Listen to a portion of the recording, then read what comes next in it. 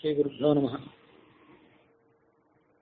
ವಾಲ್ಮೀಕಿ ರಾಮಾಯಣದ ಕಿಷ್ಕಿಂಧಾಕಾಂಡದ 33ನೇ ಸರ್ಗ ಈ ಹಿಂದೆ ಮುಕ್ತಾಯ ಆದಾಗ ಲಕ್ಷ್ಮಣ ಕುಪಿತನಾಗಿ ಕಿಷ್ಕಿಂಧ ಸಾಮ್ರಾಜ್ಯದ ಒಳಗೆ ಬಂದು ಸುಗ್ರೀವನನ್ನೊಮ್ಮೆ ಎಚ್ಚರಿಸಿ ರಾಮನ ಕಾರ್ಯಕ್ಕೆ ಅನುವು ಮಾಡಿಕೊಡ್ಬೇಕು ಅಂತ ಪ್ರಯತ್ನ ಪಟ್ಟದ್ದನ್ನು ಆ ಮೂಲಕವಾಗಿ ಕಪಿಗಳು ಆತನನ್ನು ಸ್ವಾಗತಿಸಿ ಆತನ ಕೋಪವನ್ನು ಶಮನ ಮಾಡಲಿಕ್ಕೆ ತಾರೆ ಮುಂದೆ ಬಂದು ಆತನನ್ನು ಅನುನಯಿಸಿದ್ದನ್ನು ನಾವು ಶ್ರವಣ ಮಾಡಿದ್ವಿ. 34ನೇ ಸರ್ಗದಲ್ಲಿ ತಮಪ್ರತಿಹತಂ ಕ್ರುದ್ಧಂ ಪ್ರವಿಷ್ಟಂ ಪುರುಷರಷಭಂ ಸುಗ್ರೀವೋ ಲಕ್ಷ್ಮಣಂ ದೃಷ್ಟ್ವಾ ಬಭೂವ ವ್ಯಥಿತೇಂದ್ರಿಯ. ಕುಪಿತನಾದ ಲಕ್ಷ್ಮಣ ಅಲ್ಲಿ ಒಳಗಡೆ ಬಂದಾಗ ಅವನನ್ನು ನೋಡಿ ಸುಗ್ರೀವನಿಗೆ ಭಯ ಆಯಿತು. ತಾನು ಕೂತಂತ ಸಿಂಹಾಸನದಿಂದ ಆತ ಮೇಲೆದ್ದು ನಿಂತ್ಕೊಂಡ. ಅವನು ಸುತ್ತಮುತ್ತಲಿದ್ದಂತಹ ಪರಿಚಾರಕಿಯರು, ಪತ್ನಿಯರು ಅವರು ಎದ್ದು ನಿಂತ್ಕೊಂಡ್ರು. ಮದ್ಯಪಾನ ಮಾಡಿ ಮತ್ತನಾಗಿದ್ದ ಸುಗ್ರೀವ ಅವನು ತಡವರಿಸಿಕೊಂಡು ಮುಂದೆ ಬಂದು ಲಕ್ಷ್ಮಣನನ್ನ ಸ್ವಾಗತಿಸಿದ. ಆ ಸುಗ್ರೀವನಿಗೆ ಲಕ್ಷ್ಮಣ ಹೀಗೆ ಹೇಳಿದ: ಸತ್ವಾಭಿಜನ ಸಂಪನ್ನ ಸಾನುಕ್ರೋಶೋ ಜಿತೇಂದ್ರಿಯ ಕೃತಜ್ಞ ಸತ್ಯವಾದಿ ಚ ರಾಜ ಲೋಕೆ ಮಹೀಯತೆ. ಕಪಿರಾಜನೇ, ಒಬ್ಬ ರಾಜ ಈ ಜಗತ್ತಿನಲ್ಲಿ ಗೌರವ ಪಡ್ಕೊಳ್ಬೇಕಾದ್ರೆ ಅವನು ಸ್ವಯಂ ಬಲಿಷ್ಠನಾಗಿರಬೇಕು, ಎಲ್ಲ ಪ್ರಜೆಗಳ ಹಿತಚಿಂತನೆಯನ್ನು ಮಾಡುವಂಥವನಾಗಿರಬೇಕು, ಮತ್ತು ಯಾರಾದರೂ ತನಗೆ ಉಪಕಾರ ಮಾಡಿದರೆ ಅದನ್ನು ಸ್ಮರಣೆ ಮಾಡುವಂಥವನಾಗಿರಬೇಕು.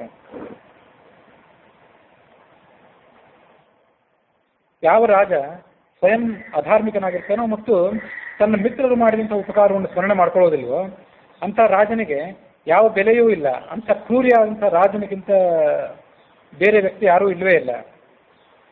ಶತಮಶ್ವಾನೃತೆ ಹಂತಿ ಸಹಸ್ರಂ ತು ಗವಾನೃತೆ ಆತ್ಮಾನಂ ಸ್ವಜನಂ ಹಂತಿ ಪುರುಷಃ ಪುರುಷಾನೃತೆ.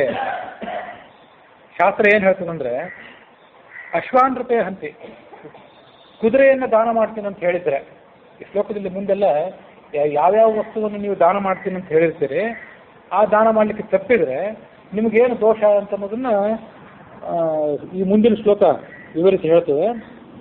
ಕುದುರೆಯನ್ನು ದಾನ ಮಾಡ್ತೀನಿ ಅಂತ ಪ್ರತಿಜ್ಞೆ ಮಾಡಿ ಅದನ್ನು ನೆರವೇರಿಸದೇ ಇದ್ರೆ ಅವನಿಗೆ 100 ಕುದುರೆಗಳನ್ನು ಕೊಂದಂಥ ಪಾಪ. ಸಹಸ್ರಂತು ಗವಾನೃತೆ, ಗೋದಾನ ಮಾಡ್ತೀನಿ ಅಂತ ಪ್ರತಿಜ್ಞೆ ಮಾಡಿ ಅದನ್ನು ನೆರವೇರಿಸದೇ ಇದ್ರೆ 1000 ಗೋವುಗಳನ್ನು ಹತ್ಯೆ ಮಾಡಿದಂಥ ಪಾಪ.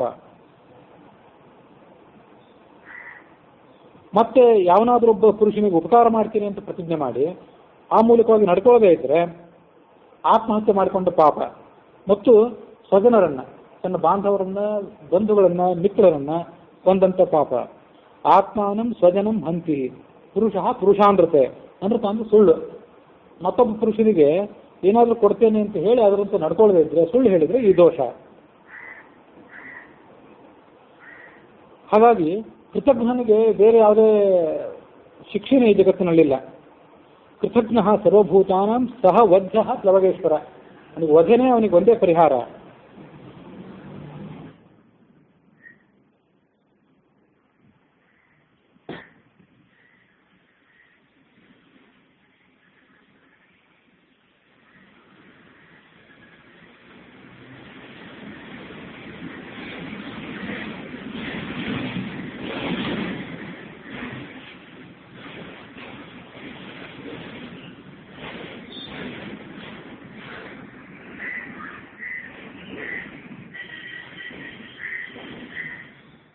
ಗೋಘ್ನೇ ಚೈವ ಸುರಾತೆ ಚ ಚೋರೇ ಭಗ್ನವ್ರತೆ ತಥಾ ನಿಷ್ಕೃತಿರ್ವಿಹಿತಾ ಸದ್ಭಿ ಕೃತಜ್ಞೆ ನಾಸ್ತಿ ನಿಷ್ಕೃತಿ. ಗೋಹತ್ಯೆ ಮಾಡಿದವನಿಗೆ ಪ್ರಾಯಶ್ಚಿತ್ತವನ್ನು ಶಾಸ್ತ್ರ ಹೇಳುತ್ತದೆ. ಮದ್ಯಪಾನ ಮಾಡಿದವನಿಗೆ ಶಾಸ್ತ್ರ ಹೇಳಿದ್ದಿದೆ.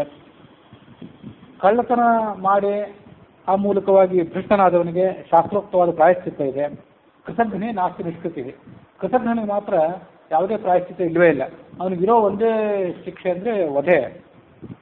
ಸುರಾಪಾನ ಮಾಡಿದವರಿಗೆ ಮೊದಲಾದವರಿಗೆ ಎಷ್ಟು ಪ್ರಮಾಣದಲ್ಲಿ ಸುರಾಪಾನ ಮಾಡಿದ್ದಾರಲ್ಲ ಅಷ್ಟೇ ಪ್ರಮಾಣದ ಬಿಸಿ ತುಪ್ಪವನ್ನು ಕಾಯಿಸಿ ಕುಡಿಬೇಕು ಅಂತ ಒಂದು ಕಡೆ ಹೇಳಿದ್ದೆಲ್ಲ ನನಗೆ ನೆನಪಿಗೆ ಬಂದು. ಗೋಹತ್ಯೆ ಮಾಡಿದವನಿಗೆ ಮತ್ತೆ ಗೋಗಳನ್ನು ದಾನ ಮಾಡಬೇಕು, ಕೃತ್ಯ ಚಾಂದ್ರಾಯಣ ಮೊದಲಾದಂಥ ವ್ರತಗಳನ್ನು ಮಾಡಬೇಕು ಅಂತೆಲ್ಲ ಶಾಸ್ತ್ರ ಹೇಳ್ತದೆ. ಚೋರನಿಗೆ ಭಗ್ನ ವ್ರತೆ, ಬ್ರಹ್ಮಚರ್ಯ ಮೊದಲಾದಂಥ ವ್ರತಗಳನ್ನು ಭಗ್ನ ಮಾಡ್ಕೊಂಡವನಿಗೆ, ಉಳಿದೆಲ್ಲ ವ್ರತಗಳನ್ನು ಭಗ್ನ ಮಾಡ್ಕೊಂಡವನಿಗೆ ಒಂದೊಂದು ಪ್ರಾಯಶ್ಚಿತ್ತ ಶಾಸ್ತ್ರ ಹೇಳ್ತದೆ. ನಿಷ್ಕೃತಿ ವಿಹಿತ, ಕೃತಜ್ಞೇ ನಾಸ್ತಿ ನಿಷ್ಕೃತಿ. ಕೃತಜ್ಞನಾದವನಿಗೆ ಮಾತ್ರ ಯಾವುದೇ ಪ್ರಾಯಶ್ಚಿತ್ತ ಇಲ್ಲ, ಅವನಿಗೆ ವಧನೆ ಪರಿಹಾರ. ರಾಮ ನಿನಗೆ ಉಪಕಾರ ಮಾಡಿದ್ದ, ಆ ಉಪಕಾರವನ್ನು ಪಡ್ಕೊಂಡು ನೀನು ಸಾಮ್ರಾಜ್ಯವನ್ನು ಪಡ್ಕೊಂಡು, ಪತ್ನಿಯನ್ನು ಪಡ್ಕೊಂಡು, ನಿನ್ನ ವೈಭವನ್ನೆಲ್ಲ ಮರಳಿ ಪಡ್ಕೊಂಡೆ. ಆದರೆ ನೀನಿವತ್ತು ಸುಖ ಭೋಗಗಳಲ್ಲಿ ಆಸಕ್ತನಾಗಿ ಮೈ ಮರೆತು ಬಿಟ್ಟಿದ್ದೆ. ಕಪ್ಪೆಯಂತೆ ಒಟಗುಟ್ಟು ಹಾವಿನಂತೆ ನೀನು. ಹಾವೇನು ಮಾಡ್ತು ಅಂದರೆ ಕಪ್ಪೆಗಳನ್ನು ತಿನ್ನಬೇಕು ಅಂತ ಪ್ರಯತ್ನ ಪಡ್ತಿರ್ತದಂತೆ. ಅದಕ್ಕಾಗಿ ಆ ಕಪ್ಪೆಗೆ ತನ್ನ ಬಗ್ಗೆ ಯಾವುದೇ ಸಂದೇಹ ಬರಬಾರ್ದು ಅನ್ನೋ ಕಾರಣಕ್ಕಾಗಿ ಸರೋವರದಲ್ಲಿ ಕಪ್ಪೆಗಳಿರುವಂಥ ಜಾಗಕ್ಕೆ ಬಂದು ಕಪ್ಪೆಗಳಂತೆ ತಾನೂ ಒಟಗುಟ್ಟಿರುವಂತೆ. ಆ ಮೂಲಕವಾಗಿ ಆ ಕಪ್ಪೆಗಳು ಸಮೀಪ ಬಂದಾಗ ಅವುಗಳನ್ನು ಹಿಡ್ಕೊಂಡು ಬಿಡ್ತದೆ. ಅದರಂತೆ ನೀನು ವಂಚಕ ಸ್ವಭಾವದವನು. ರಾಮನಿಗೆ ನಿನ್ನ ಸ್ವಭಾವವನ್ನು ತೋರಿಸಿದೆ, ನಿನ್ನ ಸಜ್ಜನ ಸ್ವಭಾವವನ್ನು ತೋರಿಸಿದೆ ಮೊದಲು ಅವನ ಕಡೆಯಿಂದ ಕಾರ್ಯವನ್ನು ಮಾಡಿಸ್ಕೊಳ್ಳುವಾಗ. ಕಾರ್ಯವನ್ನು ಮಾಡಿಸ್ಕೊಂಡಾದ್ಮೇಲೆ, ಉಪಕಾರವನ್ನು ಮಾಡಿಸ್ಕೊಂಡಾದ್ಮೇಲೆ ನಿನ್ನ ಮೂಲ ಸ್ವಭಾವವನ್ನು ನೀನು ತೋರಿಸಿದೆ, ನಿನ್ನ ಬಣ್ಣ ಬಯಲಾಯಿತು. ಈಗಲಾದರೂ ರಾಮ ಮಾಡಿದ ಉಪಕಾರವನ್ನು ನೀನು ಸ್ಮರಣೆ ಮಾಡ್ಕೊಳ್ಳದೇ ಇದ್ದರೆ ರಾಮನ ಬಾಣಕ್ಕೆ ನೀನು ತುತ್ತಾಗುತ್ತೆ. ನಚ ಸಂಕುಚಿತ ಪಂಥಾಹ ಏನ ವಾಲಿ ಹತೋಗತಃ ಸಮಯೇ ತಿಷ್ಠ ಸುಗ್ರೀವ ಮಾ ವಾಲಿ ಪಥ ಮನ್ವಗಾಹ. ರಾಮ ಹೇಳಿ ಕಳಿಸಿದ್ದ ಮಾತೇನಿತ್ತು ಅದನ್ನು ಯಥಾವತ್ತಾಗಿ ಸುಗ್ರೀವನು ಮುಂದಿಟ್ಟ ಲಕ್ಷ್ಮಣ. ವಾಲಿ ನನ್ನ ಬಾಣಕ್ಕೆ ತುತ್ತಾಗಿ ಯಾವ ಮಾರ್ಗದ ಮೂಲಕ ಪರಲೋಕಕ್ಕೆ ಸಾಗಿದನೋ ಆ ದಾರಿ ಬಹಳ ಸಣ್ಣದೇನಿಲ್ಲ. ಸಣ್ಣದಾಗಿದ್ದರೆ ಆ ದಾರಿಯಲ್ಲಿ ಒಬ್ಬರೇ ಹೋಗಬಹುದು ಅಂತ ಪ್ರಶ್ನೆ ಇರ್ತಿತ್ತು. ಆ ದಾರಿ ವಿಶಾಲವಾಗಿರೋದ್ರಿಂದ, ಸಾಕಷ್ಟು ದೊಡ್ಡದಾಗಿರೋದ್ರಿಂದ ಇನ್ನಷ್ಟು ಜನಕ್ಕೆ ಹೋಗ್ಲಿಕ್ಕಲ್ಲಿ ಅವಕಾಶ ಇದೆ. ನೀನು ಕೂಡ ಆ ವಾಲಿಯ ದಾರಿಯಲ್ಲಿ ಹಿಡಿದು ಹೋಗ್ಲಿಕ್ಕೆ ಸಾಧ್ಯತೆ ಇದೆ. ಹೀಗೆ ನಿನ್ನ ಕೃತಜ್ಞತೆಯನ್ನು ಮುಂದುವರಿಸಿದರೆ ಅಂದ. ರಾಮನ ಬಾಣದ ಕಡೆಗೆ ನೀನು ಗಮನ ಹರಿಸಿಲ್ಲ ಅಂತ ಕಾಣಿಸ್ತದೆ. ಹಾಗಾಗಿ ಗ್ರಾಮ್ಯ ಸುಖದಲ್ಲಿ ನೀನು ಮುಳುಗಿ ತೇಲ್ತಾ ಇದ್ದೆ. ಹಾಗಾಗಿ ರಾಮನ ಉಪಕಾರವನ್ನು ನೀನು ನೆನಪು ಮಾಡ್ಕೊಳ್ತಿಲ್ಲ. ಸುಗ್ರೀವನಿಗೆ ಏನು ಮಾತಾಡ್ಲಿಕ್ಕೆ ಆಗಲಿಲ್ಲ. ಆ ಕಾರ್ಯನೇ ಮತ್ತೆ ಮುಂದುವರೆದು ಹೀಗೆ ಮಾತಾಡಿದ್ಲು. ನೀವು ಸುಗ್ರೀವ ನಿನಗೆ ಸ್ನೇಹಿತನಾದವನು, ಅವನಿಗಿಂತ ಕಠಿಣವಾದ ಮಾತನಾಡಬೇಡ. ನೀನು ಭಾವಿಸಿರುವಂತೆ ಅವನು ಕೃತಜ್ಞನಲ್ಲ, ಧೂರ್ತನಲ್ಲ, ಸುಳ್ಳಾಡುವಂಥವನು ಕೂಡ ಅಲ್ಲ, ವಕ್ರ ಬುದ್ಧಿಯವನೂ ಅಲ್ಲ. ರಾಮ ಮಾಡಿದ ಉಪಕಾರವನ್ನು ಆತ ನೆನಪು ಮಾಡಿಕೊಂಡೇ ಇದ್ದಾನೆ. ಅವತ್ತು ಹಿಂದೆ ಏಕಾಂಗಿಯಾಗಿ ಪರ್ವತದ ಗುಹೆಯಲ್ಲಿ ತನ್ನ 4-6 ಜನ ಸ್ನೇಹಿತರನ್ನು ಮಾತ್ರ ಜೊತೆಯಲ್ಲಿ ಇಟ್ಕೊಂಡು ನಾನಾ ಥರದ ಕಷ್ಟಗಳನ್ನು ಅನುಭವಿಸಿ ಗುಹೆಯಲ್ಲಿ ವಾಸ ಮಾಡಿದವನು ಈಗ ಅವನಿಗೆ ಸುಖದ ಒಂದು ಸಮಯ ಬಂದಿದೆ, ಸುಖವನ್ನು ಅನುಭವಿಸುವಂಥ ಅವಕಾಶ ಬಂದಿದೆ. ಮನುಷ್ಯನ ಪ್ರವೃತ್ತಿ, ಕಾಮೋಪಭೋಗಗಳ ಕಡೆಗೆ ಮನುಷ್ಯನ ಮನಸ್ಸು ಹರಿಯುವ ಬೆಂಕಿ ಏನಿದೆ ಇದು ಏನು ಹೊಸದಲ್ಲ. ಲಕ್ಷ್ಮಣನೇ ಇದು ನಿನಗೆ ಗೊತ್ತಿಲ್ಲದೆ ಇದ್ದದ್ದೂ ಅಲ್ಲ. ವಿಶ್ವಾಮಿತ್ರ ಮೇನಕೆಯ ಜೊತೆ 10 ವರ್ಷಗಳನ್ನು ಒಂದು ಹಗಲಿನಂತೆ ಕಳೆದು ಬಿಟ್ಟ. ವಿಶ್ವಾಮಿತ್ರನಂಥ ಮಹರ್ಷಿನೇ ಹೀಗೆ ಕಳೆದಾಗ ನಮ್ಮಂಥ ಸಾಧು ಪ್ರಾಣಿಗಳ ಬಗ್ಗೆ ಹೇಳೋದೇನಿದೆ? ಸಾಧು ಪ್ರಾಣಿಗಳಿಗೆ, ನಮ್ಮಂಥ ತೀರಾ ಕ್ಷುದ್ರರಾದಂಥ ಪ್ರಾಣಿಗಳಿಗೆ ಆಹಾರ, ನಿದ್ರೆ ಮತ್ತು ಸ್ತ್ರೀಸಂಗ, ಸಂತಾನೋತ್ಪಾದನೆ ಇವೆಲ್ಲ ಈ 3 ಪ್ರವೃತ್ತಿಗಳು ಸಾಮಾನ್ಯ ಪ್ರಾಣಿಗಳಿಗೆ ಸಹಜ ಧರ್ಮಗಳು. ಹಿಂದೆ ನಾನಾ ಥರ ಸುಖ ಅನುಭವಿಸದೆ ಕಷ್ಟಪಟ್ಟಿದ್ದರಿಂದ ಈಗ ಅವನಿಗೆ ಸುಖ ಸಿಕ್ಕಿದ್ರಿಂದ ಅವನಿಗಿನ್ನೂ ತೃಪ್ತನಾಗಿಲ್ಲ. ಆ ಕಾರಣಕ್ಕಾಗಿ ನೀನು ಅವನನ್ನು ಕ್ಷಮೆ ಮಾಡಬೇಕು, ನೀನು ಅವನನ್ನು ನಿಂದನೆ ಮಾಡಬಾರ್ದು. ನೀನು ಪೂರ್ವಾಪರವನ್ನು ಸರಿಯಾಗಿ ವಿಮರ್ಶೆ ಮಾಡಿ ಅದನ್ನು ತಿಳ್ಕೊಂಡು ಆ ಮೂಲಕವಾಗಿ ನಡ್ಕೊಳ್ಬೇಕು. ರಾಮನ ಕಾರ್ಯದ ಬಗ್ಗೆ ಸುಗ್ರೀವನಿಗೆ ಎಂಥ ನಿಷ್ಠೆ ಇದೆ, ಎಂಥ ಬದ್ಧತೆ ಇದೆ ಅಂದರೆ, ಸುಗ್ರೀವ ರುಮೆಯನ್ನ ಅಂದರೆ ಅವನ ಪತ್ನಿಯನ್ನ, ನನ್ನನ್ನ, ಅಂಗದನನ್ನ, ರಾಜ್ಯವನ್ನ, ಈ ಎಲ್ಲ ಸಾಮ್ರಾಜ್ಯದ ವೈಭವವನ್ನ ಎಲ್ಲನೂ ಬಿಟ್ಟುಕೊಳ್ಳಿಕ್ಕೆ ಆತ ತಯಾರಿದ್ದಾನೆ. ರಾಮನಿಗೆ ಸೀತೆಯನ್ನು ಹುಡುಕುವಂಥ ಕಾರ್ಯದಲ್ಲಿ ಆತ ಸಹಾಯ ಮಾಡಿ ರಾಮನನ್ನ ಮತ್ತು ಸೀತೆಯನ್ನ ಮತ್ತೆ ಒಗ್ಗೂಡಿಸುವುದರಲ್ಲಿ ಆತ ನಿಷ್ಠನಾಗಿದ್ದಾನೆ. ಕೇವಲ ಕೆಲವೇ ಜನರಿಂದ ಈ ರಾವಣನ ಅಪಾರವಾದ ಸೈನ್ಯ ಏನಿದೆ ಆ ಸೈನ್ಯದ ನಾಶ ಸಾಧ್ಯ ಇಲ್ಲ. ಯಾಕೆಂದರೆ ಹಿಂದೆ ವಾಲಿ ನನಗೆ ರಾವಣನ ಸೈನ್ಯದ ಪೂರ್ಣವಾದಂಥ ಮಾಹಿತಿಯನ್ನು ಕೊಟ್ಟಿದ್ದ. ರಾವಣನ ಸೈನ್ಯದ ಪರಿಚಯವನ್ನೆಲ್ಲ ವಾಲಿ ನನಗೆ ಮಾಡಿಕೊಟ್ಟಿದ್ದ ಅಂದ್ಲು ಅವಳು ತಾರೆ. 100 ಕೋಟಿ ಸಂಖ್ಯಾಕರಾದಂಥ ರಾಕ್ಷಸರಿದ್ದಾರೆ. ಅದೊಂದು ವ್ಯಾಖ್ಯಾನದಲ್ಲಿ 36,000 ಕೋಟಿ ಸಂಖ್ಯೆಯ ರಾಕ್ಷಸರಿದ್ದಾರೆ ಅಂತ ಹೀಗೆ ಹೇಳ್ತಾರೆ. ಇಷ್ಟು ಬೃಹತ್ ಪ್ರಮಾಣದ ಸೈನ್ಯ ಇದೆ. ಆ ಎಲ್ಲ ರಾಕ್ಷಸರನ್ನು ಧ್ವಂಸ ಮಾಡದೆ ಆ ಸೀತೆಯನ್ನು ಅಪಹಾರ ಮಾಡ್ಕೊಂಡು ಬರೋದು, ಸೀತೆಯನ್ನು ಈ ಕಡೆ ಕರ್ಕೊಂಡು ಬರೋದು ಸಾಧ್ಯ ಇಲ್ಲ. ಏಕಾಂಗಿ ಆದಂಥ ಯಾವ ವೀರನಿಗೂ ಆ ಕೆಲಸ ಮಾಡಲಿಕ್ಕೆ ಸಾಧ್ಯ ಆಗೋದಿಲ್ಲ. ರಾವಣನನ್ನು ಸಂಹಾರ ಮಾಡಲಿಕ್ಕೂ ಸಾಧ್ಯ ಆಗೋದಿಲ್ಲ. ಅದಕ್ಕಾಗಿ ನಿನಗೆ ಅಂದರೆ ಲಕ್ಷ್ಮಣನಿಗೆ ಮತ್ತು ರಾಮನಿಗೆ ಸಹಾಯ ಮಾಡಬೇಕಾದ್ರೆ ಬೃಹತ್ ಪ್ರಮಾಣದ ಸೈನ್ಯದ ಅವಶ್ಯಕತೆ ಇದೆ. ಅದಕ್ಕಾಗಿ ವಾನರ ಸೈನಿಕರು ಈ ಭೂಮಂಡಲದಲ್ಲಿ ಎಲ್ಲೆಲ್ಲಿ ಹರಡಿ ಹೋಗಿದ್ದಾರೆ ಅವರನ್ನೆಲ್ಲ ಕಡೆಯಿಂದ ಎಲ್ಲರನ್ನ ಬೇರೆ ಬೇರೆ ಕಡೆಯಿಂದ ಕರೆಸಲಿಕ್ಕೆ ಈಗ ಸುಗ್ರೀವ ಈಗಾಗಲೇ ರಾಜಾಜ್ಞೆಯನ್ನು ಹೊರಡಿಸಿದ್ದಾನೆ. ಅವರೆಲ್ಲ ಇನ್ನು ಕೆಲವೇ ದಿವಸಗಳಲ್ಲಿ ಬರೋವರಿದ್ದಾರೆ. ಅವರಿಗೊಂದು ನಿರ್ದಿಷ್ಟವಾದ ಗಡುವನ್ನು ಕೂಡ ಕೊಟ್ಟಾಗಿದೆ. ಅವರೆಲ್ಲ ಬರೋದನ್ನು ಸುಗ್ರೀವ ಕಾಯ್ತಿರೋದ್ರಿಂದ ಸುಗ್ರೀವ ತನ್ನ ಸಾಮ್ರಾಜ್ಯದ ಮೇರೆಯನ್ನು ಬಿಟ್ಟು ಇನ್ನೂ ಹೊರಗೆ ಬಂದಿಲ್ಲ. ನಿನ್ನೆ ಮೊನ್ನೆ ಒಂದು ವಿಷಯ ಹೇಳಬೇಕಾಗಿತ್ತು, ಅದನ್ನು ಮರ್ತು ಹೋದೆ. ಭೂಮಂಡಲದಲ್ಲಿ ಬೇರೆ ಬೇರೆ ಕಡೆ ಹರಡಿ ಹೋಗಿದ್ರು ಆ ಕಪಿಗಳು ಅಂತಿತ್ತಲ್ಲ, ಅವ್ರು ಬೇರೆ ಬೇರೆ ಬೇರೆ ದ್ವೀಪಗಳಲ್ಲಿ, ಸಪ್ತ ದ್ವೀಪಗಳಲ್ಲಿ ಹೀಗೆಲ್ಲ ಹರಡಿ ಹೋಗಿದ್ರಲ್ಲ, ಅವರಿಗೆಲ್ಲ ಅಷ್ಟು ದೂರದಿಂದ ಈ ಕಿಷ್ಕಿಂಧ ಕಡೆ ಬರ್ಲಿಕ್ಕೆ ಸಾಧ್ಯ ಆಗ್ತಿತ್ತು ಅಂತ ಒಂದು ಪ್ರಶ್ನೆ. ಯಾಕೆಂದ್ರೆ ಈ ಎಲ್ಲ ಕಪಿಗಳಿಗೆ ಹನುಮಂತನನ್ನು ಒಬ್ಬನ ಬಿಟ್ಟರು ಕೇವಲ ಒಂದು 100 ಯೋಜನೆ ಹಾರ್ಲಿಕ್ಕೆ ಸಾಮರ್ಥ್ಯ ಇರಲಿಲ್ಲ. ರಾಮೇಶ್ವರದ ಭಾಗದಿಂದ ಲಂಕಾನಗರಕ್ಕೆ ಒಂದು 100 ಯೋಜನೆ ದೂರ ಇತ್ತು. ಯಾರ್ಯಾರು ಎಷ್ಟೆಷ್ಟು ಹಾರಿರಿ ಅಂತ ಕೇಳಿದಾಗ ನಾನೊಬ್ಬ 10, ನಾನು 20, 30 ಅಂದರು. ಯಾರೋ ಒಬ್ಬ 90 ಹಾರ್ತೀನಂದ. 100 ಹಾರ್ತೇನೆ, ಆದರೆ ಆ ಕಡೆಯಿಂದ ತಿರುಗಿ ಬರ್ಲಿಕ್ಕೆ ಸಾಧ್ಯ ಇಲ್ಲ ಅಂತ ಮತ್ತೊಬ್ಬ ಅಂದ. 100 ಎಲ್ಲ ಪೂರ್ಣವಾಗಿ ಹಾರಿ ಆ ಕಡೆಯಿಂದ ಮರಳಿ ಬರೋ ಸಾಮರ್ಥ್ಯ ಇದ್ದದ್ದು ಹನುಮಂತನಿಗೆ ಒಬ್ಬನಿಗೆ ಅಂತ ಅಲ್ಲಿ ಆಮೇಲೆ ಮುಂದೆ ನಾವು ನೋಡ್ತೇವೆ.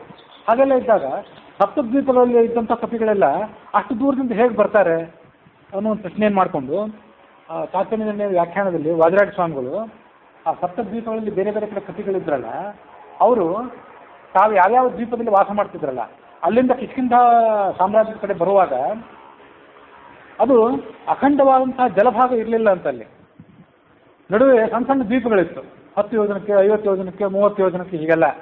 ಹಾಗಾಗಿ ಈ ಒಂದು 10 ಯೋಜನೆಯಿಂದ ಮತ್ತೊಂದು 10 ಯೋಜನಕ್ಕೆ ಅವರಿಗೆ ಹಾರ್ಲಿಕ್ಕೆ ಸಾಮರ್ಥ್ಯ ಇತ್ತು.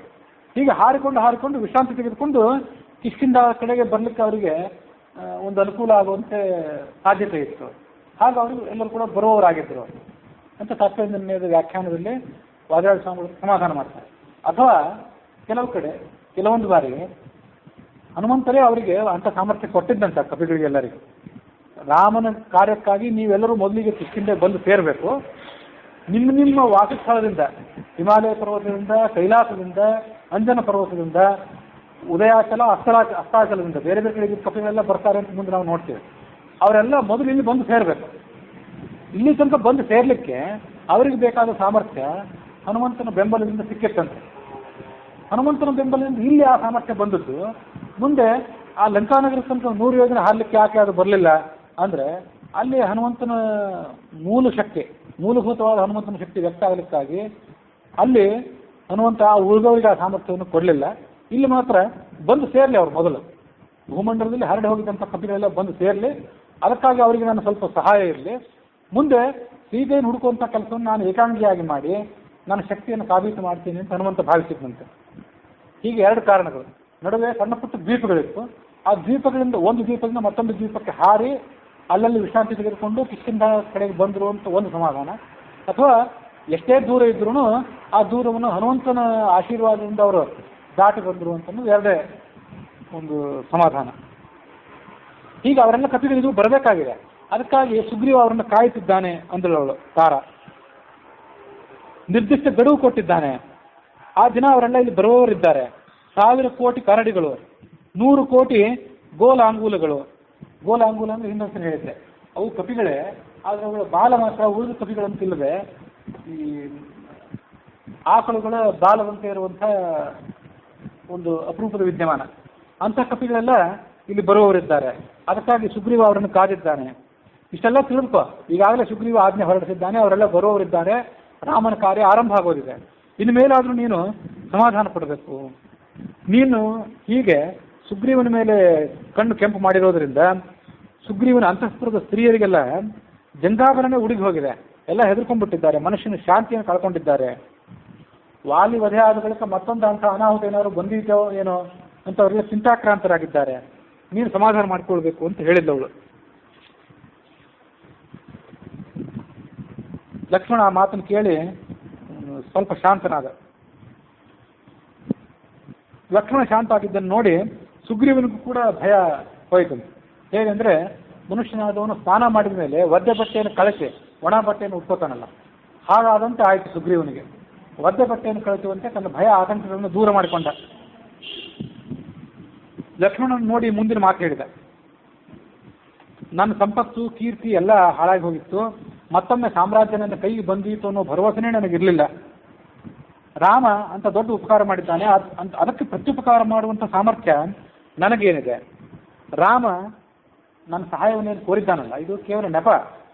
ಅವನು ತನ್ನ ಸಾಮರ್ಥ್ಯವನ್ನು ಬೇಕಾದಷ್ಟು ಬಾರಿ ಸಾಬೀತುಪಡಿಸಿದ್ದಾನೆ. ಈಗಾಗಲೇ ಒಂದೇ ಬಾಣದಿಂದ 7 ತಾಳ ವೃಕ್ಷಗಳನ್ನು ಧ್ವಂಸ ಮಾಡಿದ, ಬೆಟ್ಟವನ್ನು ಭೂಮಿಯನ್ನು ಸೀಳಿದ. ಅವನು ಎಲ್ಲಿ ಬೆಟ್ಟವನ್ನು ಭೂಮಿಯನ್ನು ಸೀಳಿದ ಅಂತಂದ್ರೆ ವಾಲ್ಮೀಕಿ ರಾಮಾಯಣದಲ್ಲಿ ಹಿಂದೆ ಬರಲಿಲ್ಲ.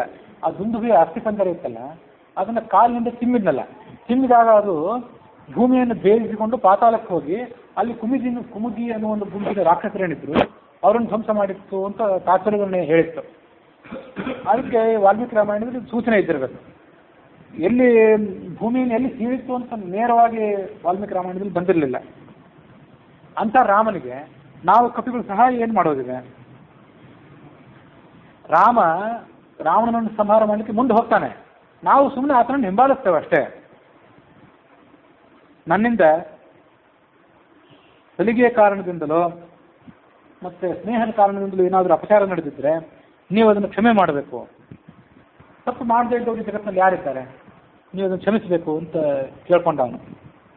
ಆಗ ಲಕ್ಷ್ಮಣ ಹೇಳಿದ, ನಿನ್ನಂಥ ಸ್ನೇಹಿತ ನಮ್ಮ ಅಣ್ಣನಿಗೆ ಸಿಕ್ಕಿದ್ರಿಂದ ಅವನಿಗೆ ಇನ್ಯಾವುದೇ ತೊಂದರೆ ಇಲ್ಲ, ಇನ್ಯಾವುದೇ ಆತಂಕ ಇಲ್ಲ. ದೇವತೆಗಳ ಅನುಗ್ರಹದಿಂದಲೇ ನಿನ್ನಂಥ ಒಬ್ಬ ಸ್ನೇಹಿತ ಅವನಿಗೆ ದೊರೆತಿದ್ದಾನೆ. ನಮ್ಮ ಅಣ್ಣ ಇನ್ನು ಎಲ್ಲ ಕಷ್ಟಗಳನ್ನು ಕಳ್ಕೊಂಡು ಹಿಂದಿರಂತೆ ತನ್ನ ವೈಭವವನ್ನು ಮರಳಿ ಪಡ್ಕೋತಾನೆ. ನಾನು ನಿನ್ನ ವಿಷಯದಲ್ಲಿ ಏನಾದರೂ ಕಠಿಣವಾದ ಮಾತನಾಡಿದರೆ ಅದನ್ನು ಕ್ಷಮಿಸಿಬಿಡು ಅಂತ ಲಕ್ಷ್ಮಣನು ಕೂಡ ಸುಗ್ರೀವನಿಗೆ ಹೇಳಿದ.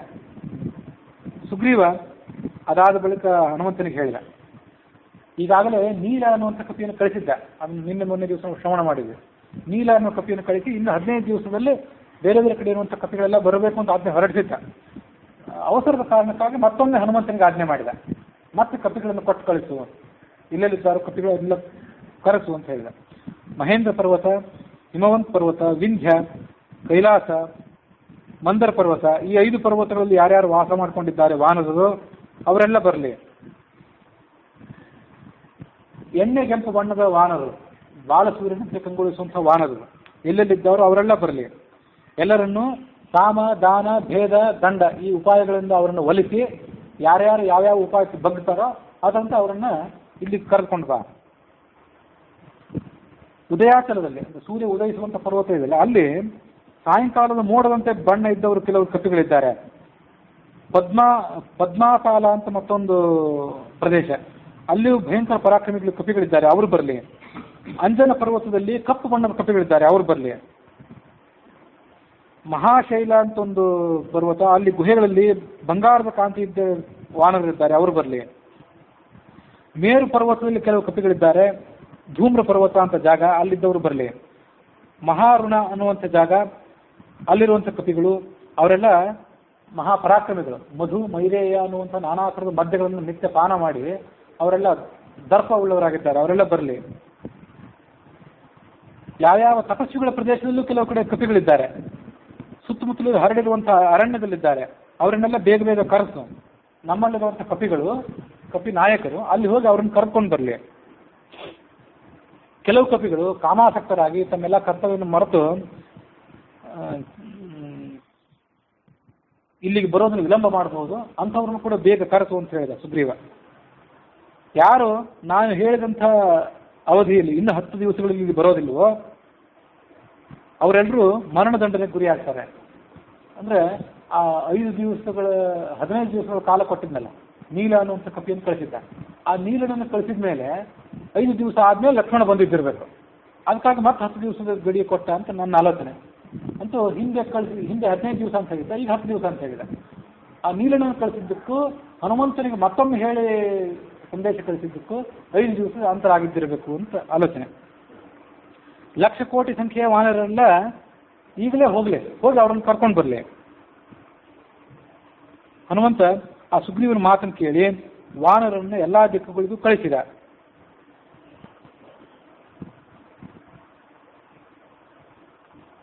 ಅಂಜನ ಪರ್ವತ ಅಂತ ಒಂದು ಪರ್ವತ, ಅಲ್ಲಿಂದ ಋಷ್ಯಮುಖ ಪರ್ವತಕ್ಕೆ ಕೆಲವು ಕಪಿಗಳು ಬಂದರು. ಅವರ ಶರೀರ ಹೇಗಿತ್ತಂದ್ರೆ ಕಾಡಿಗೆ ಅಂತ ಕಪ್ಪಾದ ಶರೀರ ಇದ್ದವರು. ಅವರು 3 ಕೋಟಿ ಸಂಖ್ಯೆಯಲ್ಲಿದ್ದವರು. ಅದಾದ್ಮೇಲೆ ಸೂರ್ಯ ಮುಳುಗುವಂತ ಅಸ್ತ ಪರ್ವತ, ಅಲ್ಲಿದ್ದವರು ಕೆಲವು ಕಪಿಗಳು. ಅವರು ಬಂಗಾರದಂತೆ ಕಾಂತಿ ಇದ್ದವರು 10 ಕೋಟಿ ಸಂಖ್ಯೆಯವರು. ಆಮೇಲೆ ಸಿಂಹದ ಹೆಗಲಿನ ಮೇಲೆ, ಸಿಂಹದ ಕುತ್ತಿಗೆ ಮೇಲೆ ಕೇಸರ ಇರ್ತದಲ್ಲ, ಅಂಥದೇ ಕಾಂತಿ ಇದ್ದವರು ಮತ್ತೆ ಕೆಲವು ಕಪಿಗಳು. ಅವರು ಕೈಲಾಸ ಪರ್ವತದಿಂದ 1,000 ಕೋಟಿ ಸಂಖ್ಯೆಯಲ್ಲಿ ಆಗಮಿಸಿದರು. ಹಿಮಾಲಯ ಪರ್ವತದಲ್ಲಿದ್ದವರು ಸಾವಿರ ಕೋಟಿಯಲ್ಲಿದ್ದವರು ಕೆಲವರು ವಾನರರು ಬಂದರು. ಮಂಗಳ ಗ್ರಹನಿಗೆ ಸಮಾನರಾದವರು, ಮಹಾಬಲಿಷ್ಠರಾದವರು 1,000 ಕೋಟಿ ವಾನರರು ವಿಂಧ್ಯ ಪರ್ವತದಿಂದ ಆಗಮಿಸಿದರು.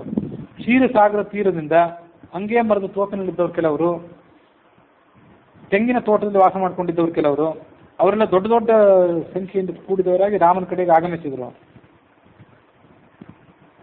ರಾಮನ ಕಾರ್ಯಕ್ಕಾಗಿ ಈ ಕೆಲವು ಕಪಿಗಳು ಅವರನ್ನು ಅವಸರ ಪಡಿಸ್ಲಿಕ್ಕೆ ಹೋಗಿದ್ರಲ್ಲ, ಈಗಾಗಲೇ ಅವರೆಲ್ಲ ಹೊರಟಿದ್ರು, ಬೇಗ ಬನ್ನಿ ಅಂತ ಅವ್ರನ್ನ ಕರ್ಕೊಂಡು ಬರ್ಲಿಕ್ಕೆ ಹೋಗಿದ್ರಲ್ಲ ಈ ಕೆಲವು ಕಪಿಗಳು, ಸಾಮ್ರಾಜ್ಯದ ಕಡೆಯಿಂದ ಹೊರಟವರು.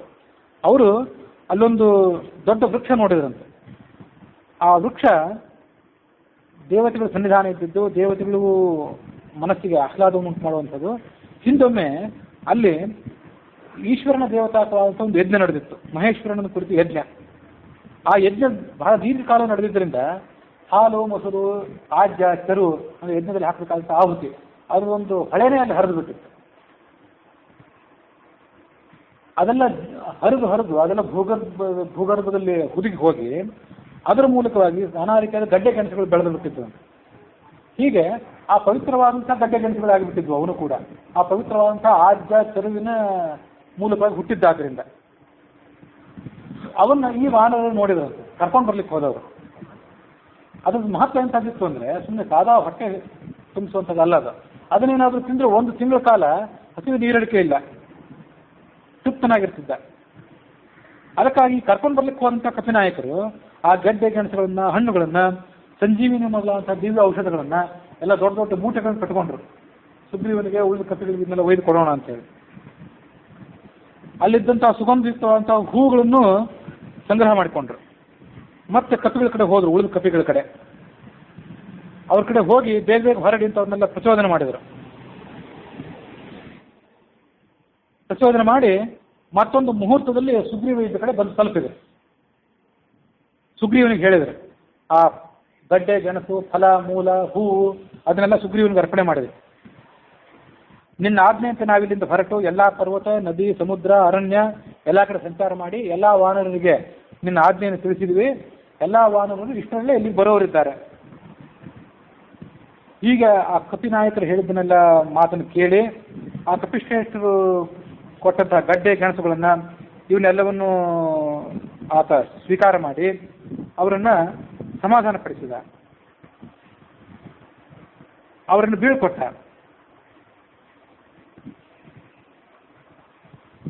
ಸುಗ್ರೀವ ಇನ್ನ ರಾಮನ ಕಾರ್ಯಕ್ಕಾಗಿ ನಾವೆಲ್ಲ ಅವಸರ ಮಾಡಬೇಕು ಅಂತ ಭಾವಿಸಿದ. ಕಪಿಗಳೆಲ್ಲ ಬರ್ತಿದ್ದಾರೆ ಅಂದ್ರೆ ಇನ್ನೇನು ಹೆಚ್ಚು ವಿಳಂಬ ಇಲ್ಲ ಅಂತ ತಿಳ್ಕೊಂಡ. ಲಕ್ಷ್ಮಣನು ಅಲ್ಲೇ ಇದ್ದ. ಆಯ್ತು, ನಾವೀಗ ಕಿಷ್ಕಿಂಧ ನಗರದಿಂದ ಹೊರಟು ರಾಮನನ್ನು ಭೇಟಿಯಾಗೋಣ ಅಂತ ಹೇಳಿದ. ಲಕ್ಷ್ಮಣ ಆ ಮಾತನ್ನು ಕೇಳಿ ಆಗ್ಲಿ, ಕೂಡಲೇ ನಾವಿಬ್ರು ಹೊರಡೋಣ ಅಂತ ಹೇಳಿದ. ತಾರೆ, ರುಮೆ ಮೊದಲಾದಂಥ ಉಳಿದ ಸ್ತ್ರೀಯರನ್ನು ಅರಮನೆಗೆ ಕಳಿಸಿಕೊಟ್ಟ. ಎಲ್ಲ ವಾನರನ್ನು ಕರೆದ.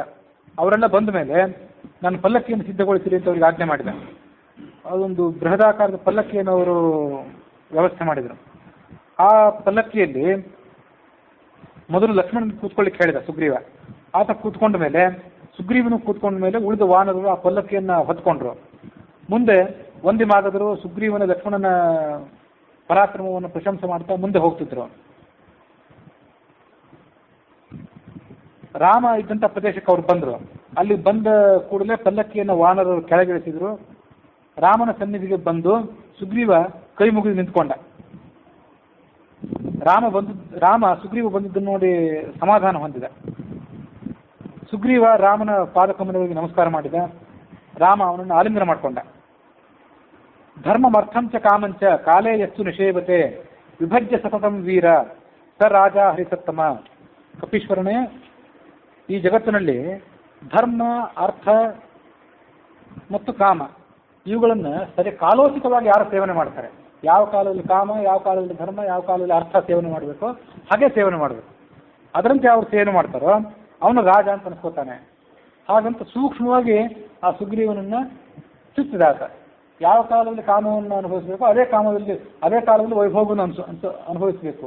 ನೀನು ಸ್ವಲ್ಪ ತಪ್ಪಿದಂತೆ ಕಾಣ್ತಿ ಅಂತ ಅವನನ್ನು ಎಚ್ಚರಿಸಿದ. ಏನಾಗಿಬಿಡ್ತಾನೆ ಅಂದರೆ ಒಂದು ಮಾತು ಹೇಳಿದ. ಹಿತ್ವಾ ಧರ್ಮಂ ತಥಾರ್ಥಂ ಚ ಕಾಮಂ ಯಸ್ಸು ನಿಷೇವತೆ ಸವೃಕ್ಷಾಗ್ರೇ ಯಥಾ ಸುಪ್ತಃ ಪತಿತಃ ಪ್ರತಿಬುದ್ಧತೆ. ಧರ್ಮವನ್ನು ಅರ್ಥವನ್ನು ಬಿಟ್ಟು ಯಾವಾಗಲೂ ಕಾಮದಲ್ಲಿ ಆಸಕ್ತನಿರ್ತಾನಲ್ಲ ಅವನು ಒಂದಲ್ಲ ಒಂದು ದಿವಸ ಅಧಸ್ಥತನ ಹೊಂದ್ತಾನೆ. ಹೇಗೆ ಅಂದರೆ ಮಲ್ಕೊಳ್ಬೇಕು ಮನುಷ್ಯ ಎಲ್ಲಿ, ನೆಲದ ಮೇಲೆ ಮಲ್ಕೊಳ್ಬೇಕು ಅಥವಾ ಮಂಚದ ಮೇಲೆ ಮಲ್ಕೊಳ್ಬೇಕು. ಅದು ಬಿಟ್ಟು ಗಿಡದ ತುದಿಯಲ್ಲಿ ಮಲ್ಕೊಂಡ್ರೆ ವೃಕ್ಷಾಗ್ರೇ ಯಥಾ ಸುಪ್ತಃ, ಗಿಡದ ಮೇಲೆ ಮಲ್ಕೊಂಡು 5 ನಿಮಿಷ ಮಲ್ಕೋಬಹುದು. ಗಾಢ ನಿದ್ದೆ ಬಂದ ಮೇಲೆ ಅಲ್ಲಿಂದ ಉರುಳಿ ಬೀಳ್ತಾನೆ ಮನುಷ್ಯ. ಅದರಂತೆ ಧರ್ಮಕ್ಕೆ ಅರ್ಥಕ್ಕೆ ಬೆಲೆ ಕೊಡದೆ ಕಾಮಕ್ಕಷ್ಟೇ ಬೆಲೆ ಕೊಟ್ಟವನು ಒಂದಲ್ಲ ಒಂದು ದಿವಸ ಅಧಸ್ಥತನ ಹೊಂದುತ್ತಾನೆ. ಹಾಗಾಗಿ ಮುಂದೆ ಏನು ಕಾರ್ಯ ಮಾಡಬೇಕೋ ಅದನ್ನು ಶೀಘ್ರದಲ್ಲಿ ಆಲೋಚನೆ ಮಾಡುವಂತ ರಾಮ ಸುಗ್ರೀವನಿಗೆ ಹೇಳಿದ. ರಾಮನನ್ನ ಸುಗ್ರೀವ ಮತ್ತೆ ಸಮಾಧಾನ ಪಡಿಸಿದ. ನಿನ್ನ ಅನುಗ್ರಹದಿಂದ ನನಗೆ ಸಂಪತ್ತು ಸಾಮ್ರಾಜ್ಯ ಎಲ್ಲ ಬಂದು ಒದಗಿದೆ. ಮಾಡಿದ ಉಪಕಾರಕ್ಕೆ ಪ್ರತ್ಯುಪಕಾರ ಮಾಡದೇ ಇದ್ದವನು ಮಹಾ ಕೃತಜ್ಞನಾಗಿರ್ತಾನೆ. ಅದಕ್ಕಾಗಿ ನಾನು ಏನು ಸಹಾಯವನ್ನು ಮಾಡಬೇಕು ಅನ್ನೋದನ್ನ ಈಗಾಗಲೇ ಆಲೋಚನೆ ಮಾಡಿ ನನ್ನ ಸೇನಾ ಮುಖ್ಯರನ್ನು ಎಲ್ಲ ಕಡೆ ಕಳಿಸಿದ್ದೇನೆ. ಅವರು ಎಲ್ಲ ಕಡೆಯಿಂದ ಈಗಾಗಲೇ ಬರುವವರಿದ್ದಾರೆ. ಅವರೆಲ್ಲ ಎಂಥವರು, ಸಾಮಾನ್ಯ ಕಪಿಗಳಲ್ಲ, ದೇವಗಂಧರ್ವರ ಮಕ್ಕಳು ಅವರೆಲ್ಲ. ಯಾವ ದೇವತೆಗಳು ಗಂಧರ್ವರೆಲ್ಲ ರಾವಣನ ಕೈಯಿಂದ ಸೋತು ಹೋಗಿದ್ದಾರಲ್ಲ ತಮ್ಮ ಮೂಲ ರೂಪದಲ್ಲಿ, ಅವರೆಲ್ಲ ಈ ಕಪಿಗಳ ರೂಪದಿಂದ ಬಂದು ಈ ರಾವಣನನ್ನು ಸೋಲಿಸಿ ಸಜ್ಜಾಗಿ ನಿಂತಿದ್ರು. ಯಾಕೆಂದ್ರೆ ನಂದೀಶ್ವರ ಶಾಪ ಕೊಟ್ಬಿಟ್ಟಿದ್ದ ರಾವಣನಿಗೆ, ನನ್ನನ್ನು ಕಪಿಮುಖ ಅಂತ ಅಪಹಾಸ್ಯ ಮಾಡ್ತೀಯಲ್ಲ, ಕಪಿಗಳಿಂದ ನಿಮಗೆ ಸೋಲಾಗಲಿ ಅಂತ ಶಾಪ ಕೊಟ್ಟುಬಿಟ್ಟಿದ್ದ. ಕೆಲವರು 1000 ಸಂಖ್ಯೆಯಲ್ಲಿ, ಕೆಲವು ಕಡೆ ಬರೀ 1000 ಜನ ಕಪಿಗಳಿದ್ದಾರೆ, ಕೆಲವು ಕಡೆ 100 ಜನ ಕಪಿಗಳಿದ್ದಾರೆ, ಕೆಲವು ಕಡೆ ಲಕ್ಷ, ಕೆಲವು ಕಡೆ ಕೋಟಿ ಇದ್ದಾರೆ. ಅವರೆಲ್ಲ ಬರೋವರಿದ್ದಾರೆ. ಅರ್ಬುದ, ಈಗ ದೊಡ್ಡ ದೊಡ್ಡ ಸಂಖ್ಯೆಯಲ್ಲೆಲ್ಲ ಬರೋವರಿದ್ದಾರೆ. 10,000ಕ್ಕೆ ಒಂದು ಅಯುತ ಅಂತಾರೆ. ಉಳಿದಲ್ಲಿ ನಮ್ಗೆ ಗೊತ್ತು, ಏಕ, ದಶ, ಶತ, ಸಹಸ್ರ. ಅಯುತ ಅಂದ್ರೆ 1000. ಅಲ್ಲಿಂದ ಮುಂದೆ ಲಕ್ಷ, ಅದಕ್ಕೆ ಲಕ್ಷಕ್ಕೆ 10 ಲಕ್ಷಕ್ಕೊಂದು ಪ್ರಯುತ ಅಂತಾರೆ. 10 ಪ್ರಯುತಗಳು ಸೇರಿದ್ರೆ ಒಂದು ಕೋಟಿ, 10 ಕೋಟಿಗಳು ಸೇರಿದ್ರೆ ಒಂದು ಅರ್ಬುದ, 10 ಅರ್ಬುದ ಅಂದ್ರೆ ಒಂದು ಅಬ್ಜ, 10 ಅಬ್ಜ ಅಂದ್ರೆ ಒಂದು ಖರ್ವ, 10 ಖರ್ವ ಅಂದ್ರೆ ಒಂದು ನಿಖರ್ವ. ಇಷ್ಟಿಷ್ಟೆಲ್ಲ ಸಂಖ್ಯೆಯಲ್ಲಿ ವಾನರರಿದ್ರು, ಅವರೆಲ್ಲ ಬರ್ತಿದ್ರು. 10 ನಿಖರ್ವಗಳು ಅಂದ್ರೆ ಒಂದು ಮಹಾಪದ್ಮ, 10 ಮಹಾಪದ್ಮಗಳು ಸೇರಿದ್ರೆ ಒಂದು ಶಂಖ, 10 ಶಂಖ ಅಂದ್ರೆ ಒಂದು ಜಲಧಿ, 10 ಜಲಧಿ ಅಂದ್ರೆ ಒಂದು ಅಂತ್ಯ, 10 ಅಂತ್ಯ ಅಂದ್ರೆ ಒಂದು ಮಧ್ಯ, 10 ಮಧ್ಯ ಅಂದ್ರೆ ಒಂದು ಪರಾರ್ಧ. ಇದು ನಾರದ ಪುರಾಣದಲ್ಲಿ ಬಂದಂತ ಮಾಹಿತಿ. ಅಷ್ಟು ದೊಡ್ಡ ದೊಡ್ಡ ಸಂಖ್ಯೆಯಲ್ಲಿ ಕಪಿಗಳಿದ್ರು, ಅವರೆಲ್ಲ ಈಗ ಬರೋವರಿದ್ದಾರೆ. ರಾವಣನನ್ನು ಸೋಲಿಸಿ ಸೀತೆಯನ್ನು ನಿನಗೆ ತಂದು ಒಪ್ಪಿಸ್ತಾರೆ. ಆ ಮಾತನ್ನು ಕೇಳಿ ರಾಮನಿಗೆ ಬಹಳ ಸಮಾಧಾನ ಆಯಿತು. ತನ್ನ ದುಃಖವನ್ನೆಲ್ಲ ಆತ ಮರೆತ.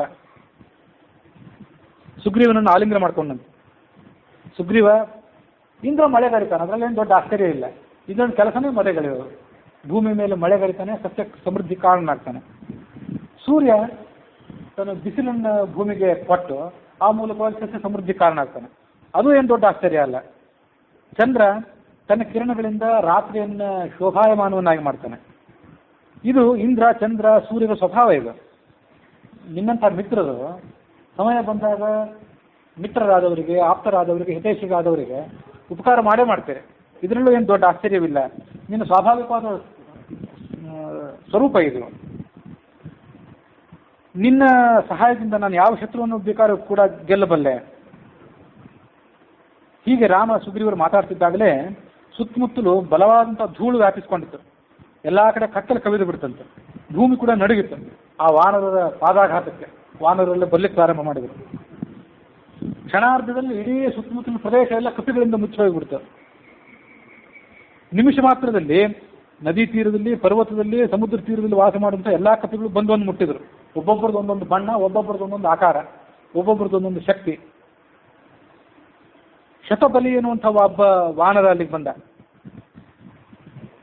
ಅವನ ಸಂಖ್ಯೆ ಎಷ್ಟಿತ್ತು ಅಂದರೆ 10,000 ಕೋಟಿ ಅನುಯಾಯಿಗಳಿದ್ರು ಅವನಿಗೆ. ಅವ್ರನ್ನ ಕರ್ಕೊಂಡು ಆತ ಬಂದ.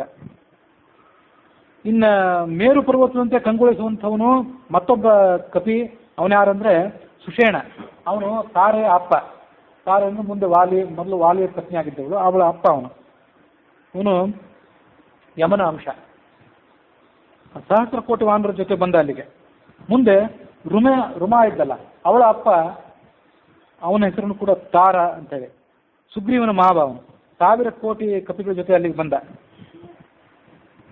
ಹನುಮಂತನ ಅಪ್ಪನಂಥ ಕೇಸರಿ ಅನ್ನುವವನು 1000 ವಾನರ ಜೊತೆಗೆ ತಾನು ಬಂದ.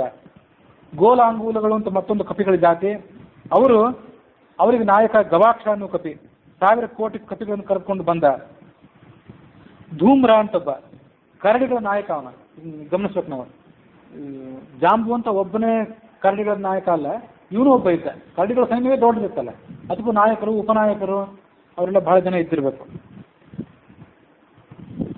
ಧೂಮ್ರ ಅನ್ನುವನು 2,000 ಕರಡಿಗಳನ್ನು ಕರ್ಕೊಂಡು ಬಂದ. 2,000 ಕರಡಿ ಅಲ್ಲ, 2,000 ಕೋಟಿ ಕರಡಿಗಳು. ಪನಸ ಅಂತ ಮತ್ತೊಬ್ಬ ದಂಡನಾಯಕ 3 ಕೋಟಿ ವಾನರನ್ನು ಕರ್ಕೊಂಡು ಬಂದ. ಕಾಡಿಗೆಯಂತೆ ಕಪ್ಪು ಶರೀರ ಉಳ್ಳವರು, ಅವರು 10 ಕೋಟಿ ಜನ ಇದ್ರು. ಅವರಿಗೆ ನಾಯಕ ನೀಲ ಅನ್ನುವನು. ಗಯ ಅಂತ ಮತ್ತೊಬ್ಬ ದಂಡನಾಯಕ, ಅವನಿಗೆ 5 ಕೋಟಿ ಜನ ಹಿಂಬಾಲಕರು. ಅವರು ಒಬ್ಬೊಬ್ರು ಒಂದೊಂದು ಮೇರು ಪರ್ವತದಂತ ಇದ್ರು ಆ ಕಪಿಗಳು. ದರಿಮುಖ ಅಂತ ಮತ್ತೊಬ್ಬ ದಂಡನಾಯಕ, 1,000 ಕೋಟಿ ವಾನರರು ಅವನಿಗೆ ಅನುಯಾಯಿಗಳು. ಅಶ್ವಿನಿ ದೇವತೆಗಳ ಅವತಾರಭೂತರಾದವರು ಮಹಿಂದ ದ್ವಿವಿಧ ಅಂತ ಇಬ್ಬರು ಕಪಿಗಳು. ಅವರು 1 ಕೋಟಿ ವಾನರರ ಜೊತೆಗೆ ಬಂದರು. ಗಜ ಅಂತ ಒಬ್ಬ ದಂಡನಾಯಕ, 3 ಕೋಟಿ ಹಿಂಬಾಲಕರು ಅವನಿಗೆ. ಜಾಂಬುವಂತ ಅಂತ ಕರಡಿಗಳ ರಾಜ, 10 ಕೋಟಿ ಸೈನಿಕರು ಅವನಿಗಿದ್ರು. ರುಮನ್ವಂತ ಅಂತ ಅವನಿಗೆ 100 ಕೋಟಿ ಜನ ವಾನರರು ಹಿಂಬಾಲಕರಾಗಿದ್ರು. ಅವನನ್ನು ಹಿಂಬಾಲಿಸಿ ಗಂಧಮಾದನ ಅಂತ ಕಪಿನಾಯಕ ಬಂದ. ಅವನಿಗೂ ಕೋಟಿ ಜನ ಅನುಯಾಯಿಗಳಿದ್ರು. ಅಂಗದ ಆತ ವಾಲಿಗೆ ಸಮಾನನಾದವನು. ಅವನು ವಾಲ್ಮೀಕಿ ರಾಮಾಯಣ ಏನು ಹೇಳ್ತದಂದ್ರೆ, ಸಹಸ್ರ ಪದ್ಮ ಸಂಖ್ಯಾತರಾದಂಥ ರಾಕ್ಷಸರು ಕಪಿಗಳು. ಪದ್ಮ ಅಂದ್ರೆ ಏನು ಹಿಂದೆ ಹೇಳಿದೆ, ಅಷ್ಟು ಸಹಸ್ರ ಪದ್ಮ, ಬರೀ 1-2 ಪದ್ಮ ಅಲ್ಲ, ಸಹಸ್ರ ಪದ್ಮ ಸಂಖ್ಯೆ ಕಪಿಗಳನ್ನು ಕರ್ಕೊಂಡು ಆತ ಬಂದ. ತಾರ ಅಂತಿದ್ದ ಆತ ನಕ್ಷತ್ರಗಳ ಕಾಂತಿಯಂತೆ ತೊಳಗುವಂಥವನು. 5 ಕೋಟಿ ಜನ ಕಪಿಗಳನ್ನು ಕರ್ಕೊಂಡು ಬಂದ. ಈ ತಾರ ಅವನು ರುಮೆಯ ಅಪ್ಪ ಅಲ್ಲ, ಸುಗ್ರೀವ. ಈ ತಾರ ಇದ್ದಲ್ಲ ವಾಲಿಯ ಪತ್ನಿ, ಅವಳ ಸಹೋದರ ಆಗಿದ್ದಿರ್ಬೇಕು. ಇವನು ತಾರ ಅಂತ ಕಪಿಗಳೇ ಇಬ್ಬರಿದ್ರು. ಇಂದ್ರಜಾನು ಅಂತ ಮತ್ತೊಬ್ಬ 11 ಕೋಟಿ ಜನ ಕಪಿಗಳನ್ನು ಕರ್ಕೊಂಡು ಬಂದ. ರಂಭ ಅಂತ ಮತ್ತೊಬ್ಬ, ಅವನಿಗೆ 100 ಕೋಟಿ ಜನ ಕಪಿಗಳು ಹಿಂಬಾಲಕರಾಗಿದ್ದರು.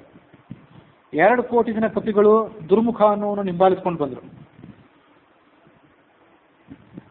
ಇದಲ್ಲದೆ ಹನುಮಂತನಿಗೆ ಖಾಸಾ ಸೈನ್ಯ ಹೊಂದಿರ್ತಾರೆ. ಹನುಮಂತ ಸ್ವಯಂ ಪರಾಕ್ರಮಿ ಆಗಿದ್ದಲ್ಲದೆ ಅವನದೊಂದು ಸ್ವಯಂ ಒಂದು ರೆಜಿಮೆಂಟೇ ಇದ್ದಿರಬೇಕು. 1,000 ಕೋಟಿ ವಾನರರು ಆತನಿಗಿದ್ರು. ಕೈಲಾಸ ಪರ್ವತದಂತೆ ಮಹಾಪರಾಕ್ರಮಿಗಳಾಗಿದ್ರು ಅವರೆಲ್ಲ. ನಲ ಅಂತ ಮತ್ತೊಬ್ಬ ಇದ್ದ. 1,100 ಕೋಟಿ ಜನ ಸೈನಿಕರ ಜೊತೆ ಆತ ಬಂದ. ದಧಿಮುಖ ಅಂತ ಮತ್ತೊಬ್ಬ ಇದ್ದ. ಆ ದಧಿಮುಖ ಸುಗ್ರೀವನ ಸೋದರ ಮಾವ. ಅವನ ಜವಾಬ್ದಾರಿ ಏನಾಗಿತ್ತಂದ್ರೆ, ಸುಗ್ರೀವನದು ಸ್ವಂತ ಒಂದು ಫಾರ್ಮ್ ಹೌಸ್ ಇತ್ತು, ಮಧುವನ ಅಂತೇಳಿ. ಅಲ್ಲಿ ನಾನಾ ಥರದ ಜೇನುತುಪ್ಪಗಳನ್ನೆಲ್ಲ ಬೆಳೆಸಿದ್ದ. ಆ ತೋಟದ ಮೇಲ್ವಿಚಾರಣೆ ದಧಿಮುಖಂದಾಗಿತ್ತು. ಅದನ್ನು ಮುಂದೊಂದ್ಸರಿ ನಾವು ನೋಡ್ತೇವೆ. ಆತ ದಧಿಮುಖನು 10 ಕೋಟಿ ಕಪಿಗಳನ್ನು ಕರ್ಕೊಂಡು ಬಂದ. ಶರಭ, ಕುಮುಧ, ವನ್ಹಿ, ರಂಭ ಮೊದಲಾದಂಥ ಕಪಿಗಳು ಬಂದರು. ಅವರೆಲ್ಲ ಭೂಮಂಡಲವನ್ನು ಆವರಿಸ್ಕೊಂಡು ಬಿಟ್ಟಿದ್ರು. ಅವ್ರು ಎಲ್ಲಿ ನೋಡಿದ್ರು ಕಪಿಗಳೇ ಕಾಣ್ತಿದ್ರು. ಅವ್ರ ಸಂಖ್ಯೆ ಇಷ್ಟು ಅಷ್ಟು ಅಂತ ಯಾರಿಗೂ ಒಂದು ಗಣನೆ ಸಿಗದಂತಹದ್ದಾಗಿತ್ತು. ಅವರು ಹೇಗಿದ್ರಂದ್ರೆ, ತೀರಾ ಸಾಮಾನ್ಯ ಮಾನವನಂತೆ ಬರ್ತಿರ್ಲಿಲ್ಲ. ಅವರು ನಡ್ಕೊಂಡು ಬರ್ತಿದ್ರು, ಒಂದು ಕಡೆಯಿಂದ ಮತ್ತೊಂದು ಕಡೆ ಹಾರಿಕೊಂಡು ಬರ್ತಿದ್ರು. ಅದವ್ರ ಸ್ವಭಾವ ಆಗಿತ್ತು. ಸುಗ್ರೀವನನ್ನು ಸುತ್ತುವರೆದ್ರು ಅವರೆಲ್ಲ. ಸುಗ್ರೀವನಿಗೆ ನಮಸ್ಕಾರ ಮಾಡಿದರು, ಸುಗ್ರೀವನಿಗೆ ಶುಭಾಶಂಸನೆ ಮಾಡಿದರು, ತಮ್ಮ ಆಗಮನವನ್ನು ತಿಳಿಯಪಡಿಸಿದ್ರು. ನಾವೆಲ್ಲ ಬಂದು ಮುಟ್ಟಿದ್ದೇವೆ ಅಂತಂದ್ರು. ಸಮಯೋಚಿತವಾಗಿ ಮಾತಾಡಿದರು. ರಾಮನಿಗೆ ಅವರನ್ನೆಲ್ಲ ತೋರಿಸಿದ ಸುಗ್ರೀವ. ಆ ಕಪಿ ನಾಯಕರಿಗೆ, ದಂಡನಾಯಕರು ಏನಿದ್ರು ಅವರಿಗೆಲ್ಲ ಹೇಳಿದ, ಪರ್ವತದ ಎಲ್ಲೆಲ್ಲಿ ಜಾಗ ಇದೆಯೋ ಎಲ್ಲೆಲ್ಲಿ ನೀರಿನ ಅನುಕೂಲ ಚಿಲುಮೆಗಳಿದೆಯೋ ಅಲ್ಲೆಲ್ಲ ಕಡೆ ನಿಮ್ಮ ಸೈನ್ಯಗಳನ್ನು ಬಿಡಾರ ಹೂಡುವಂತೆ ಮಾಡಿ ಅವರಿಗೆಲ್ಲ ಅಲ್ಲಿ ತಂಗಿ ಮುಂದಿನ ಕಾರ್ಯಕ್ಕೆ ಸಿದ್ಧರಾಗಿರುವಂತೆ ಮಾಡಿ ಅಂತ ಹೀಗೆ ಅವರಿಗೆಲ್ಲ ಆಜ್ಞಾಪನೆ ಮಾಡಿ ರಾಮನಿಗೆ ಸುಗ್ರೀವ ಸಮಾಧಾನ ಮಾಡಿದ ಅನ್ನೋದಕ್ಕೆ ವಾಲ್ಮೀಕಿ ರಾಮಾಯಣದ ಕಿಷ್ಕಿಂಧಾಕಾಂಡದ 39ನೇ ಸರ್ಗ ಮುಕ್ತಾಯ ಆಗಿದೆ ಮತ್ತು 5ನೇ ಸಂಪುಟ ಕೂಡ ಸಮಾಪ್ತ ಆಗಿದೆ.